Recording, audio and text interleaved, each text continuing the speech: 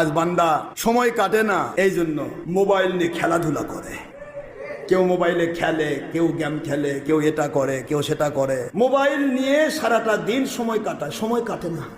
অথচ রাসূল পাক সাল্লাল্লাহু আলাইহি ওয়াসাল্লাম বলেন, একটা মুহূর্ত কাল যে ব্যক্তি আল্লাহ পাকের চিন্তা ছাড়া কেটেছে, ও কবরে গিয়ে আফসোস করবে, আমি এই সময়টা কেন আমি আল্লাহর জন্য কাটালাম না।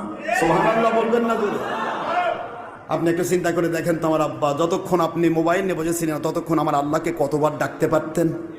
ততবার কয়বার আপনি সুবহানাল্লাহ পড়তে পারতেন? কয়বার লা ইলাহা ইল্লাল্লাহ পড়তে পারতেন? কত রাকাত নামাজ পড়তে পারতেন? কতটা সেজদা দিতে পারতেন? কতবার দরুদ শরীফ পড়তে পারতেন? কতবার কত আয়াত কোরআন শরীফ পড়তে পারতেন? না হলেও একটা হালাল রুজির পথ কামাই করতেন। আপনি হয় চাকরি করতেন, নয়তো ব্যবসা করতেন, নয় বাণিজ্য করতেন, নয়তো শ্রম দিতেন, শ্রমিকের দায়িত্ব পালন করতেন। কোনো জায়গাতে নয়, আপনি শুধু পালার উতোদ্বোস থেকে মোবাইল দেখতেছেন। এটা ইহুদিদের ইন্দ্রজাল।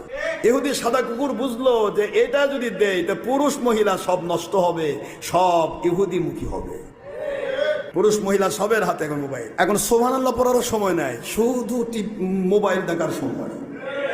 কথা বলছেন না কেন? সারা রাত ধরে আমার আল্লাহ হাতছানিতে ডাকছে, বুখারীতে আসছে, কে আছো তোমরা? সহিহ বুখারী। কে আছো? এসো, আমি আল্লাহ ক্ষমা করার জন্য আমার দরজাগুলি খুলে দিয়েছি, বান্দা ক্ষমা চাও, সেজদায় থাকো, আমাকে খুশি করো। আল্লাহ হাতছানিতে ডাকতেছে মুসলমানকে, আর মুসলমান সারা রাত ধরে টিভির পর্দায়, সারা রাত ধরে মুসলমান তার মোবাইলের মধ্যে সারা রাত ধরে সে সময় কাটাচ্ছে। আমার আল্লাহ কয়, তুই কয় নম্বর মুসলমান? তোকে আমি ওলি বানাবো না শয়তান বানাবো? এটা তুই বুঝে নে ভালো করে, তুই তো নিজে জিজ্ঞাসা কর তুই কি হতে চাস। এগুলি আমাদেরকে ধ্বংস করার জন্য করা হয়েছে। মন খারাপ